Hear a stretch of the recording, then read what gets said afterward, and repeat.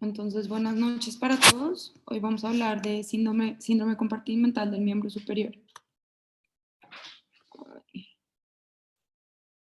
Entonces, un poco de historia. En 1881, Volkmann fue el primero en describir esta entidad como una causa isquémica muscular. Después, en 1906, Badenhauer describió la primera fasciotomía para liberar la presión compartimental. Después, en 1956 y 1968, Seddon habló de la primera resección de toda la musculatura que estaba necrosada y resaltó la importancia de la isquemia a nivel nervioso. En 1975, Holden habló de las causas intrínsecas y extrínsecas y habló de un síndrome compartimental tipo 1, que eran por lesiones vasculares proximales al nivel de la isquemia, y las tipo 2, que son por aumento de la presión compartimental, ya sea por causas internas o por causas externas. Y en 1975, Whitesides habló de las presiones como tal, no cuantificadas, como determinantes para las fasciotomías. Con respecto a la definición del síndrome compartimental, es una elevación sostenida de la presión tisular dentro de un compartimento que es contenido generalmente por una fascia que excede la presión de perfusión tisular. Y esto lo que genera es una isquemia, una anoxia celular y posteriormente necrosis. En la fase aguda, la intervención quirúrgica y el tiempo de diagnóstico pueden ser lo que revierte la injuria por el aumento de la presión. Hay diferentes tipos de síndrome compartimental. El agudo es un síndrome compartimental que se divide en estadio temprano, cuando es menor a 4 horas, y en estadio tardío, cuando es mayor a 4 horas. El síndrome compartimental inminente es el síndrome que no tiene una presión suficiente para causar isquemia, sin embargo, sí genera síntomas, y esto generalmente ocurre por síndromes de reperfusión postisquémica, por edema postraumático o por lesiones de alta energía. El síndrome compartimental inducido por el ejercicio es diferente a los anteriores, ya que son síntomas que son reversibles cuando el paciente suspende el ejercicio. Generalmente la cirugía no es de urgencia, sin embargo, pues en muchas ocasiones sí hacen fasciotomías tradicionales o asistidas por endoscopia para tratar este tipo de síndrome compartimental. Y lo que ocurre es que la fascia no logra acomodarse a la expansión muscular que está siendo causada por la actividad física. El síndrome por aplastamiento ocurre por una compresión externa en donde la reperfusión puede liberar productos de degradación muscular y pueden generar una falla renal secundaria. Y el síndrome neonatal presentan edema del antebrazo y cursan con una lesión que es característica, que se llama una lesión en centinela, en la cara anterolateral del antebrazo proximal, que podemos ver en la imagen. Con respecto a la etiología, principalmente ocurre por fracturas, que en los niños la más común son fracturas supracondilias o del cúbito y el radio. En adultos generalmente es por fracturas de radio distal o fracturas diafisiarias de radio y de cúbito. Puede ser por traumas penetrantes, por lesiones cerradas de tejidos blandos, por infecciones, por picaduras de insecto, por síndromes de reperfusión después de isquemias prolongadas, por compresiones externas, ya sea por inmovilizaciones o por quemaduras que generan una compresión externa circunferencial, por aplastamientos o muchas veces pueden ser por coagulopatías. La incidencia de síndrome compartimental por fracturas pediátricas está más o menos alrededor del 1%. Las fasciotomías cuando son secundarias a traumas del miembro superior ocurren alrededor del 0.4% y cuando hay lesiones arteriales se pueden generar fasciotomías aproximadamente del 6 al 16%. El síndrome compartimental en la mano ocurre principalmente por inyecciones intravenosas. Entonces, con respecto a la fisiopatología, lo que ocurre es que hay un aumento en la presión compartimental, sea por una causa interna o una causa externa. Esto hace que aumente la presión venosa, disminuye la presión capilar y esto lo que hace es que haya una disminución en la perfusión, en la presión de perfusión tisular. Esta perfusión pues va a hacer que haya una muerte progresiva del músculo, de las células y pues del nervio, y esto aumenta la capilaridad, y aumenta la exudación, aumentando otra vez el edema que genera pues un ciclo vicioso. Y si nos vamos por esta línea, entonces puede haber un vasoespasmo, que puede disminuir la presión arteriolar, hay un cierre de las arteriolas y también va a disminuir esa presión, de perfusión tisular. Entonces eso lleva a muerte celular, a una lisis de los miocitos, y esta lisis libera enzimas, de degradación que se activan y se liberan al tejido intersticial, causando más necrosis. La extensión de esta injuria depende pues del tiempo de isquemia y de la tasa metabólica a la que esté sometida ese tejido. Y esa isquemia prolongada puede llevar a necrosis, por licuefacción de cada compartimento muscular. El diagnóstico, entonces, inicialmente, es una alta sospecha clínica. Generalmente, cuando no está asociado a fracturas, el diagnóstico se retrasa y esto puede llevar a peores pronósticos. El tiempo de presentación puede ir de horas a días, y generalmente los síntomas y signos clásicos están determinados por las 6 Ps, que son un dolor que es profundo, que es constante, que no es localizado y que es muy desproporcionado a lo que uno encuentra clínicamente. Por lo general no responde bien a los analgésicos y aumenta con los movimientos, del compartimento.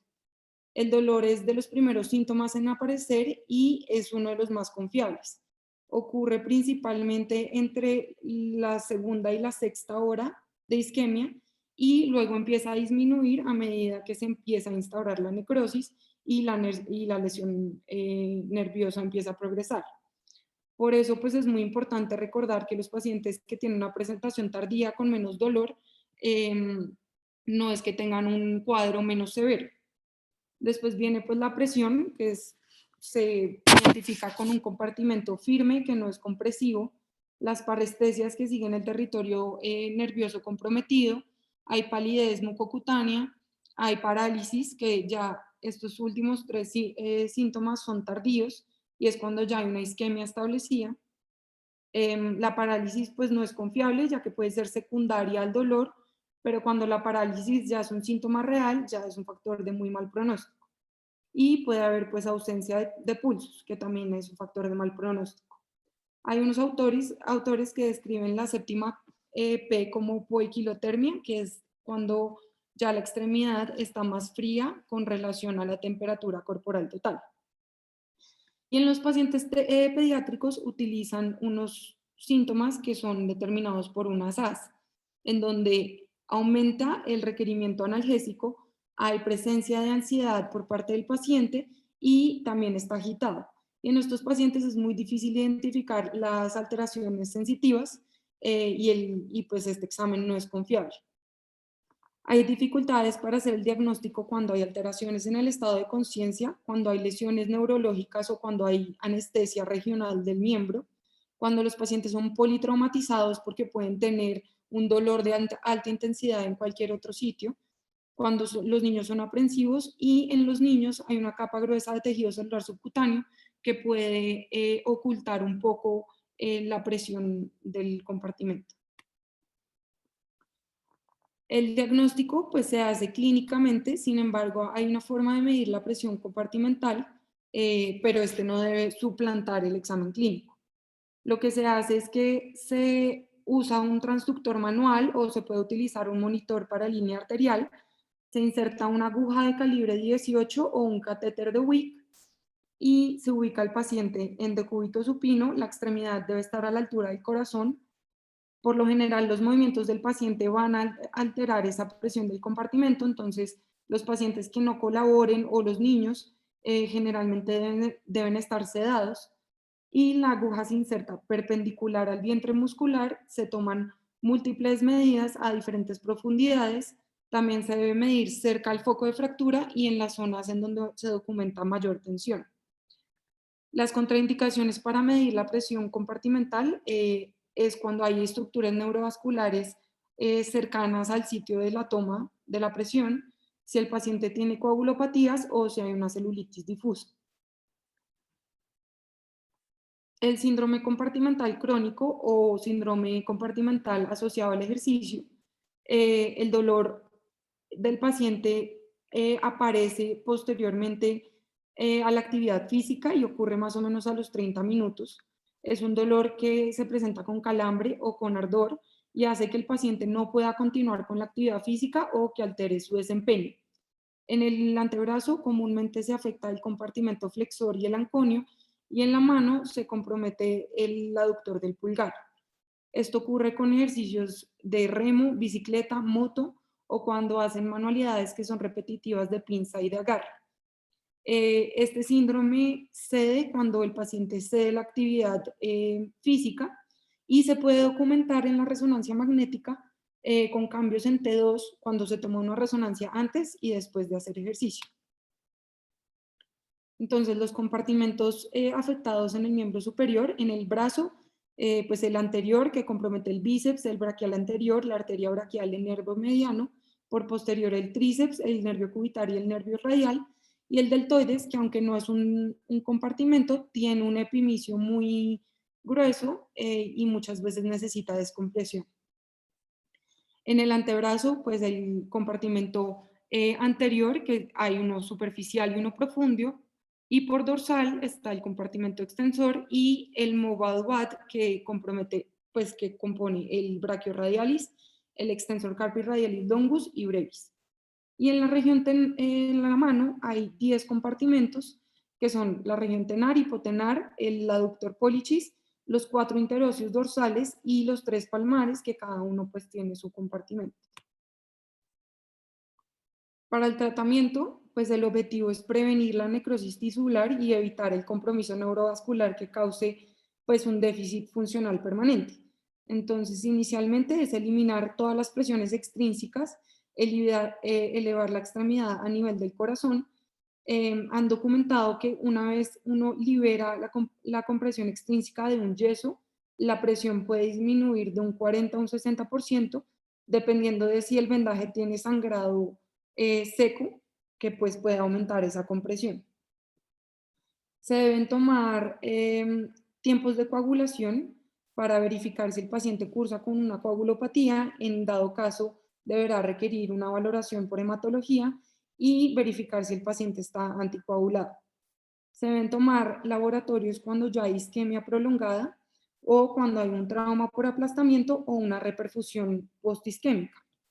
En dado caso, pues se tienen que tomar uroanálisis para ver la mioglobina, electrolitos, creatinina, corregir los imbalances metabólicos, dar hidratación al paciente y corregir la hipercalemia. Todo esto para evitar una falla renal, arritmias cardíacas, que el paciente entre en shock, y todo esto debe iniciarse en urgencias y pues procurar no retrasar el manejo quirúrgico.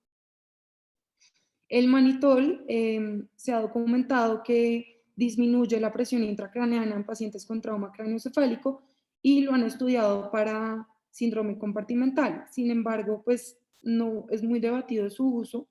Hay quienes defienden que disminuye el edema endotelial y que ataca los radicales libres de oxígeno, pues evitando que se genere toda esta cascada inflamatoria.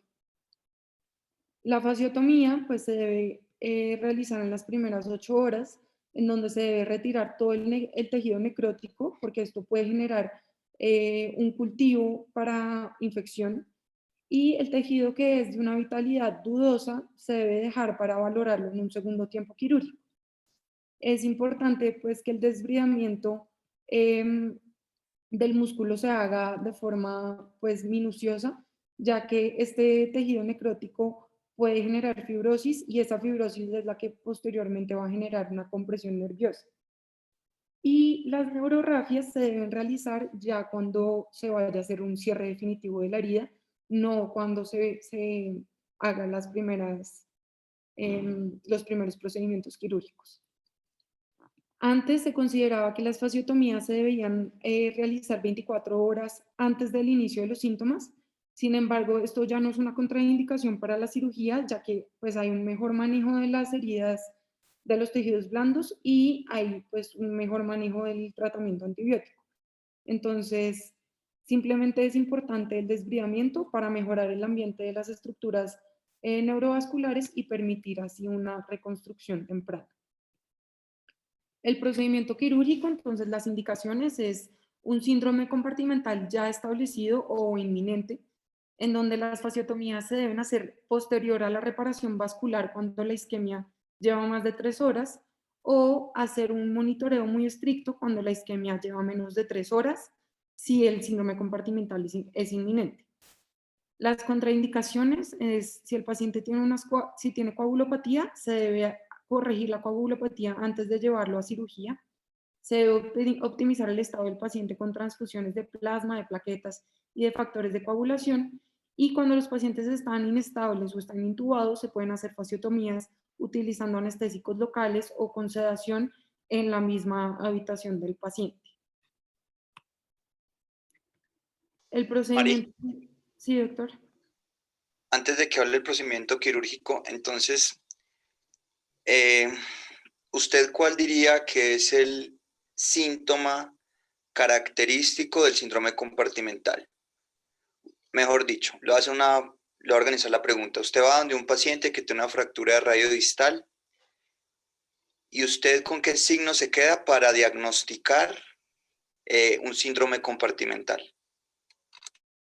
Pues el dolor, que es un dolor desproporcionado que por lo general no mejora con los analgésicos, y pues la presión del compartimento, o sea, que está un compartimento que esté a tensión. ¿Y qué otra característica debe tener el dolor? Que cuando se aumenta con los movimientos del compartimento, entonces no sé si es el compartimento flexor, pues con la flexión va a aumentar muchísimo el dolor. Bien, siga por favor. Entonces, para la fasciotomía del brazo, entonces se hace una incisión medial, se incide el septum intermuscular medial y eso permite el acceso a estructuras neurovasculares del compartimento anterior, o sea, del bíceps y del braquial anterior y de la arteria braquial, y del compartimento posterior, bueno, y del nervio mediano por anterior, y del compartimento posterior, llegando pues al tríceps. Esa incisión se puede extender hasta el codo y se puede unir con las incisiones del antebrazo que ya vamos a ver. Y al extenderlo hacia el codo también se puede liberar el acertus fibroso y puede permitir acceso a la arteria braquial. Cuando no se requiere evaluar la arteria braquial o descomprimir el antebrazo, las fasciotomías se pueden hacer por incisiones separadas, una anterior y una posterior. Ya a nivel del antebrazo, entonces se hace una incisión en piel, luego, pues por anterior, luego se incide la fascia antebraquial de forma longitudinal desde el acertus fibroso hasta el pliegue de flexión de la muñeca. Esto va a descomprimir inicialmente el compartimento flexor superficial y luego el compartimento flexor profundo se expone, pero por el lado cubital del antebrazo. Entonces se hace una incisión en el tercio medio del antebrazo, se identifica el intervalo entre el flexor cubital, el flexor carpi ulnaris y el flexor digitorum superficialis. Se libera la fascia del flexor digitorium profundus y del flexor pollicis longus, y este es el compartimento que usualmente se compromete de primero. Y por último, se libera la fascia del pronador cuadrado. En ese momento, pues se valoran los músculos. Si los músculos tienen una apariencia pálida, se debe liberar el epimicio del músculo, ya que cuando haya reperfusión, este puede aumentar pues, el edema y puede haber un daño muscular secundario. Luego se hace una evaluación clínica de la tensión de los compartimentos dorsales y de la mano para ver si es pertinente liberarlos, ya que muchas veces con solo la liberación de los compartimentos flexores, pues se va a resolver el aumento en la presión. En caso de que se deban liberar, entonces el compartimento extensor se hace una incisión longitudinal dorsal por la línea media que va desde el epicóndilo lateral hasta la articulación radiocubital distal, y se libera también el mobile wad y pues todo el compartimento extensor. Para liberar los compartimentos de la mano, entonces como había mencionado, la mano tiene 10 compartimentos separados, por lo general no toca liberarlos todos. Se hace una liberación del túnel del carpo, y una vez se libera el túnel del carpo, por lo general ya también queda descomprimido el canal de Guyon. La incisión sobre el túnel del carpo pues se puede extender al segundo espacio intermetacarpiano palmar, a la fascia del aductor pollicis y a la fascia palmar del dedo medio que separa el espacio palmar radial del cubital. Y esto pues descomprime todos los interóseos palmares. Después se descomprime la región hipotenar y la región tenar. Por dorsal, entonces se hace una incisión entre el primero y el segundo metacarpiano para liberar el primer interóseo dorsal, se libera el aductor pollicis y también se hace una incisión entre el metacarpiano del índice y del medio y del anular y del meñique. Para liberar los dedos, entonces se hace una dermotomía de los dedos que están en riesgo de causar una necrosis de la piel, y por lo general se hace dorsal al paquete. Y los sitios de preferencia, pues están, no sé si se alcanzan a ver, están ilustrados acá en esta imagen.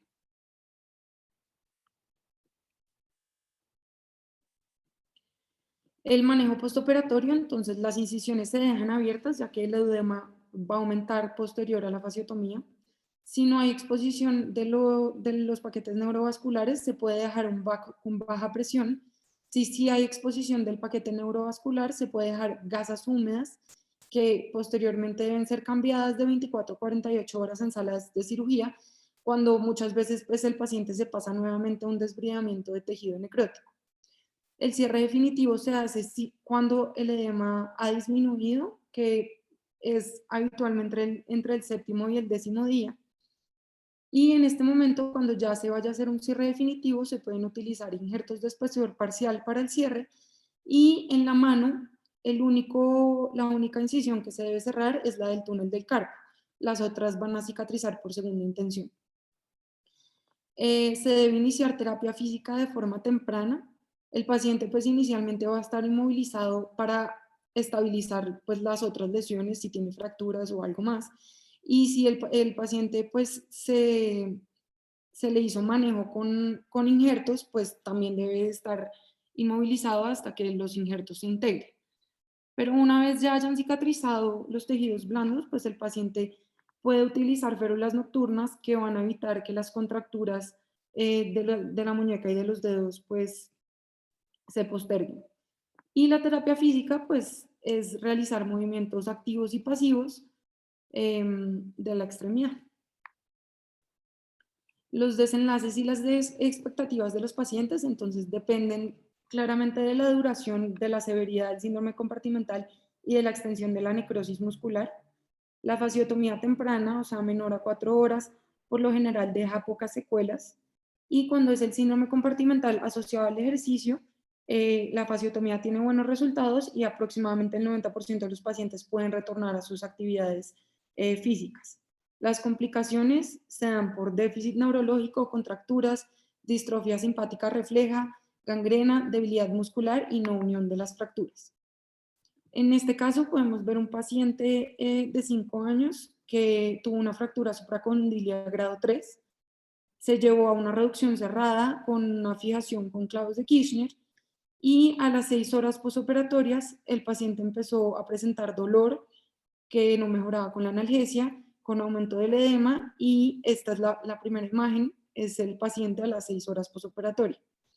A la examinación, al examen físico, identificaron pues aumento en la tensión de los compartimentos, por lo que se llevó el paciente a una fasciotomía del brazo y del antebrazo, y acá podemos ver pues el desenlace posoperatorio con una extensión de los dedos y de la muñeca a los 6 meses posoperatorio y una flexión completa de los dedos. Entonces, la contractura isquémica de Volkmann es el resultado final, pues, de una isquemia prolongada asociada a una necrosis que es irreversible. La lesión nerviosa puede ser por el trauma inicial, por la isquemia y la injuria nerviosa o secundaria a la fibrosis de los tejidos, pues que generan isquemia del nervio. La disfunción y la deformidad secundaria al evento isquémico con fibrosis muscular, entonces puede generar una deformidad articular distal al sitio de la isquemia, que puede ser progresiva de semanas a meses, y en los niños la deformidad va a progresar hasta alcanzar la madurez esquelética, ya que los músculos pues, isquémicos no se van a elongar eh, y los niños, así se traten las contracturas, la extremidad igualmente va a estar acortada. Entonces, se generaron múltiples clasificaciones, las cuales se basan en la extensión del compromiso muscular y en la severidad de la disfunción. Y estas pueden ser útiles pues, para guiar el tratamiento reconstructivo. Sin embargo, hay una variabilidad muy grande en todas las presentaciones clínicas y eso limita pues, las clasificaciones. La clasificación más utilizada es la de Tsuge, que divide la contractura de Volkmann en leve, moderada y severa. La leve, entonces, incluye una contractura que está localizada en el compartimento flexor profundo del dedo medio y anular, que tiene poco o ningún compromiso neurológico. La contractura moderada, entonces, compromete el compartimento flexor profundo y el flexor pollicis longus y puede comprometer algo del compartimento flexor superficial. Tiene compromiso neurológico y tiene alteraciones sensitivas del nervio mediano. Y la contractura severa compromete los dos compartimientos, tiene un déficit neurológico severo y tiene disfunción de la musculatura intrínseca de la mano. Por lo general, pues el, el compromiso leve muchas veces no es de manejo quirúrgico y el compromiso moderado y severo sí son llevados a cirugía. Entonces, en este paciente que tiene una contractura moderada con compromiso del compartimento flexor profundo y superficial, tiene una deformidad en flexión de los dedos en donde no pueden hacer extensión pasiva. La muñeca se lleva, pues, la muñeca cuando se lleva a neutro, la deformidad en flexión de los dedos empeora, pero puede hacer flexión completa de los dedos. Esta es la contractura severa, en donde ya se ve compromiso del compartimento flexor superficial profundo y algo del extensor. Y el tratamiento quirúrgico de estos pacientes entonces consta de varios procedimientos. El primero, que es procedimientos óseos, se trata de acortamientos en donde se hacen osteotomías del radio y del cúbito y se puede hacer carpectomía de la primera fila del carpo. Son útiles cuando la contractura no se le puede hacer liberación adicional o cuando hay disfunciones nerviosas. Esta osteotomía del radio y del cúbito se realizan para igualar la longitud esquelética con la del músculo fibrótico. El problema de esto es que también altera el compartimento extensor y en los niños hay una preocupación adicional porque el antebrazo de por sí ya está acortado, entonces esto puede hacer que haya un acortamiento aún mayor. Este procedimiento pues se hace para mejorar la posición funcional de la extremidad, se hace por lo general en esqueleto maduro, pero se hace también en niños cuando hay una deformidad que es progresiva y se intenta preservar pues, la placa de crecimiento. También se puede hacer artrodesis de la muñeca, artrodesis trapecio metacarpiana o metacarpofalángica del pulgar. Me faltó mencionar el tratamiento no quirúrgico, pues tiene algunos beneficios, consiste en estiramientos y en inmovilizaciones que en los niños se debe realizar hasta alcanzar la madurez esquelética y por lo general cuando ya hay contracturas que son moderadas a severas, pues estas son recalcitrantes a la terapia física. Los procedimientos de tejidos blandos entonces incluyen excisión del músculo infartado, se hacen cetoplastias de alargamiento muscular, transferencias tendinóseas, transferencias libres pues, de músculos colgados libres. neurolisis o resección de neuros fibróticos con injertos nerviosos para recuperar la sensibilidad que va a ser protectiva de la mano. Se hacen capsulectomías o resección de ligamentos colaterales. El tratamiento para la contractura leve, entonces cuando el compartimento flexor profundo está comprometido, pero no hay déficit neurológico, entonces cuando no hay respuesta al manejo conservador, inicialmente se hacen deslizamientos musculares, que ya los vamos a ver, y es efectivo cuando la flexión de los dedos está conservada. El flexor digitorum profundus emerge solo del cúbito, entonces no se tiene que liberar completamente de toda la masa flexopronadora y no se tiene que transponer el nervio cubital. Entonces, este procedimiento pues tiene un bajo riesgo neurovascular. Cuando la contractura es moderada, o sea que hay compromiso del compartimento profundo y superficial con algún déficit neurológico, entonces se hace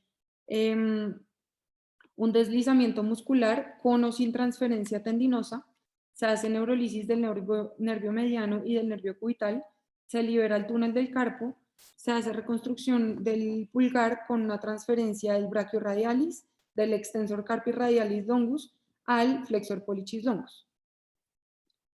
También se puede hacer una reconstrucción de los flexores de los dedos haciendo una transferencia del extensor carpi radialis longus al flexor digitorium profundus.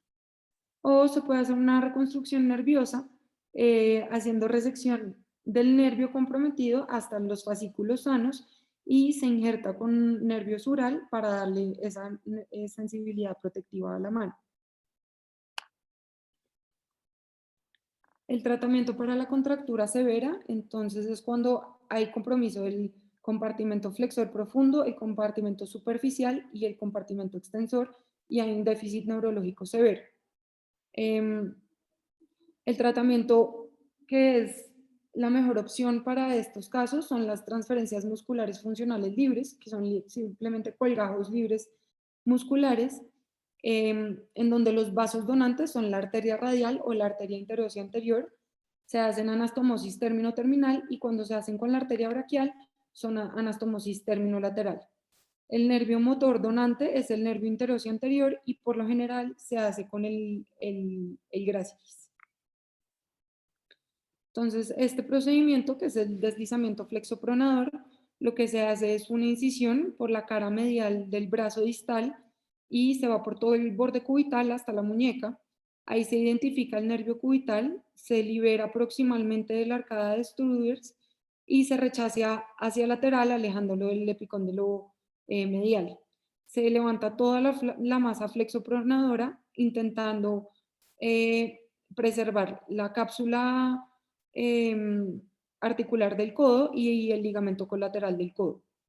Se identifican los orígenes del flexor digitorium profundus superficiales y el flexor carpi ulnaris y todos esos se movilizan del cúbito y de la membrana interósea y se empieza a hacer una disección por encima del periósteo hacia el radio. En ese momento pues se va a identificar la arteria interósea común. Se debe proteger la arteria interósea posterior que se va bifurcando a este nivel sobre el flexor digitorium profundus, metiéndose posterior a la membrana interósea porque es la que va a dar pues, la irrigación más importante para todo el compartimento dorsal. Se continúa esa disección hacia el radio y se identifica el origen del flexor pollicis longus que se libera de proximal a distal, se identifica el nervio interóseo anterior y pues se protege. Se revisa la muñeca y los nervios, la muñeca y los dedos para ver si la contractura mejoró con la liberación. Si la liberación, digamos que no hay una mejoría tan drástica, entonces se debe llevar hasta la muñeca entre los flexores y el pronador cuadrado y se puede liberar el túnel del carpo para liberar las adherencias de los tendones a nivel del túnel del carpo. También se debe liberar el lacertus fibroso y la fascia entrecubital y si la contractura persiste con la pronación, se debe desinsertar el pronador cuadrado del lado cubital. Incluso haciendo esto, mencionan que puede haber contracturas para la pronación y pues esto simplemente es secundario a la contractura de la membrana interósea. Luego de hacer todo este deslizamiento muscular, se hace una transposición anterior y subcutánea del nervio cubital, se inmoviliza posteriormente la mano en supinación del antebrazo, en extensión completa de los dedos, en abducción y en extensión del pulgar y en extensión de la muñeca con el codo flexionado a 90 grados. Esta inmovilización se debe mantener entre 2 a 3 semanas, luego se libera el codo, se inicia terapia física para los movimientos del codo y la inmovilización pues, del antebrazo y de la mano se mantiene por 3 a 4 semanas más. Acá en esta imagen podemos ver cómo se repara el nervio cubital y se rechaza hacia anterior. Acá ya está la disección pues, hacia radial, protegiendo los vasos interóseos. Y acá vemos cómo están liberando, cómo está logrando una extensión completa de la muñeca el paciente.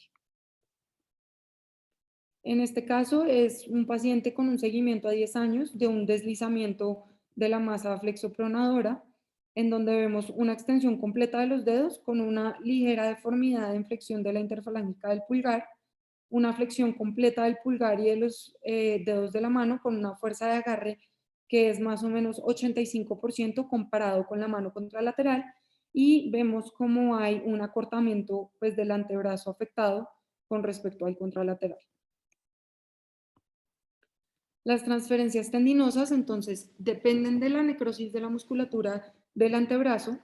Las más comúnmente realizadas son del extensor carpi radialis longus al flexor digitorium profundus, del brachioradialis al flexor pollicis longus y del extensor indicis proprius a la posición del pulgar.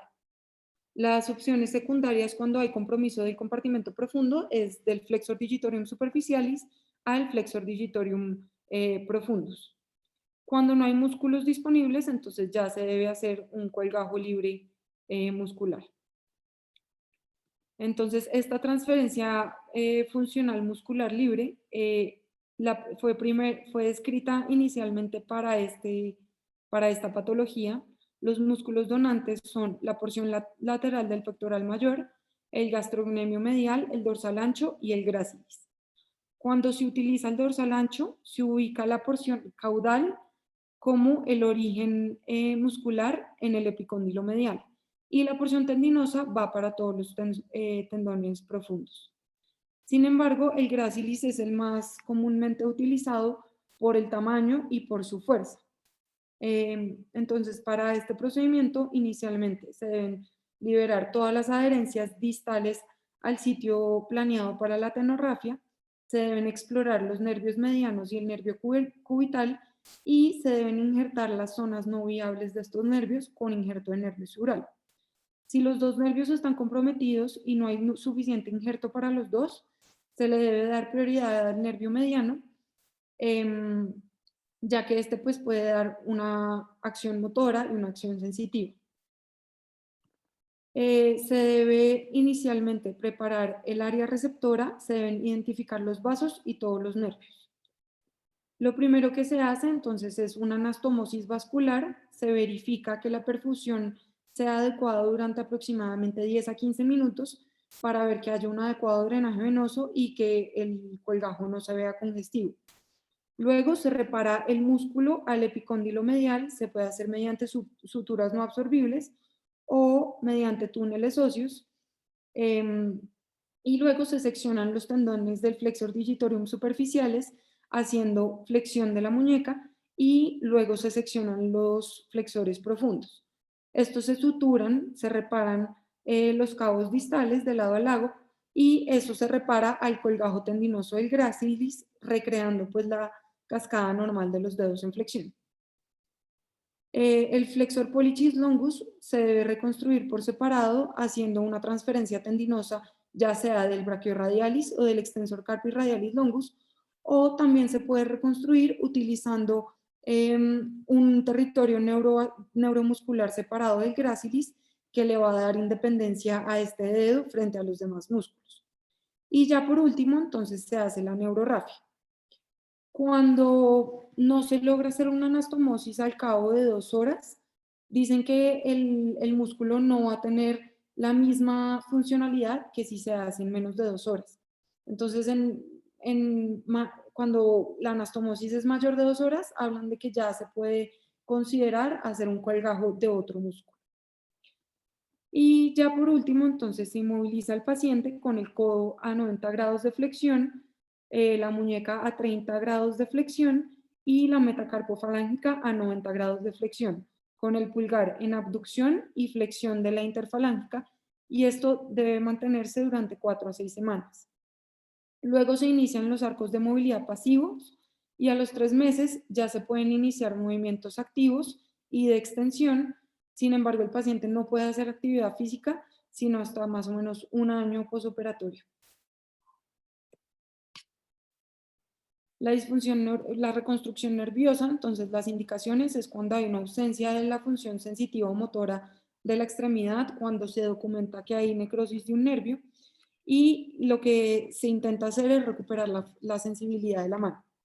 La función motora es más impredecible y si no se recupera la sensibilidad con la neurolisis o con la reconstrucción de injerto de nervio sural, entonces se puede hacer una transferencia de la rama dorsal sensitiva del nervio radial al nervio digital cubital del pulgar y al nervio digital radial del índice para lograr recuperar la sensibilidad de la pinza. Si el nervio cubital está intacto, entonces se puede hacer una transferencia del nervio común digital del cuarto dedo al nervio radial digital del índice y del cubital digital del pulgar. Acá podemos ver a un paciente de 5 años que presentó una contractura isquémica de Volkmann después de presentar una fractura supracondilia de húmero, en donde al año después de la fractura se le realizó un deslizamiento de los flexores para disminuir las contracturas en flexión de la muñeca y de los dedos. Y después de esa cirugía, al año, se le hizo un colgajo libre muscular de gracilis para restablecer más la flexión de los dedos. Después se le hizo una transferencia del extensor carpi radialis longus al flexor pollicis longus y 9 meses después se le realizó una transferencia del extensor indicis proprius al oponente del pulgar. Entonces, en la primera imagen podemos ver la extensión postoperatoria al deslizamiento de los flexores. En la imagen B, pues en la imagen A vemos la extensión, en la imagen B vemos la flexión, en la imagen C vemos la resección de toda la musculatura que estaba necrótica, de los flexores profundos suturados acá en conjunto, del flexor pollicis longus reparado, del nervio mediano y del nervio interóseo anterior, pues identificados. En la imagen D, entonces podemos ver cómo se hace el posicionamiento del gracilis a nivel del epicóndilo medial. El nervio mediano se injertó con nervio sural aproximadamente 7 centímetros y pues se hace una anastomosis con el nervio interóseo anterior. Y ya podemos ver pues el resultado posoperatorio con una extensión de los dedos al año posoperatorio, una flexión de los dedos y una oposición del pulgar y del meñique. La contractura isquémica de Volkmann en la mano, entonces es mucho menos frecuente que en el antebrazo, afecta principalmente el primer espacio interdigital y lo que hace es una inhabilidad para la abducción del pulgar. El procedimiento quirúrgico sería una excisión del primer interóseo dorsal y retirar todo el tejido fibrótico del aductor pollicis. Se puede utilizar un injerto de cresta ilíaca que se pone entre el primer metacarpiano y el metacarpiano del índice para mantener ese espacio intermetacarpiano o una artrodesis trapecio metacarpiano. Los dedos pueden adoptar también una postura en intrínseco plus, en donde pues hay una flexión de la metacarpofalángica con una extensión de la interfalángica proximal por la isquemia de los mismos interóseos, y lo que se hace es una excisión de las bandas oblicuas y laterales a nivel de la falange proximal. Se puede hacer una capsulectomía o una liberación de los ligamentos colaterales, se hace tenolisis de los flexores, de los extensores y se liberan los músculos intrínsecos. También se pueden hacer transferencias tendinosas del flexor digitorio superficiales del anular al extensor o el extensor digitorio, perdón, el extensor indicis propius para lograr una oposición del pulgar. Este es un paciente de 38 años que es diabético y posterior a un coma diabético permaneció aproximadamente 24 horas acostado sobre su mano. Llegó a urgencias con un síndrome compartimental que podemos ver documentado en la primera imagen. Le realizaron pues fasciotomías palmares, dorsales y a pesar del manejo quirúrgico el paciente presentó una contractura isquémica de Volkmann. A este paciente se le llevó a una liberación del primer espacio interdigital con una resección de todo el músculo fibrótico a este nivel y liberación de los músculos intrínsecos del índice y del dedo medio a nivel de la metacarpofalángica, logrando pues una mejoría en esta contractura isquémica. Y eso es lo que les traía para hoy. Súper buena revisión, Mayaya, de verdad que muy completa, con una cantidad de cosas que no son usuales al nivel de ustedes, como todo el manejo de la parte crónica de la contractura isquémica de Volkmann y esas cosas. De verdad que muy, muy chévere. La felicito, Mayaya. Gracias, doctora. No sé si hay alguna pregunta, dudas, comentarios o a comer.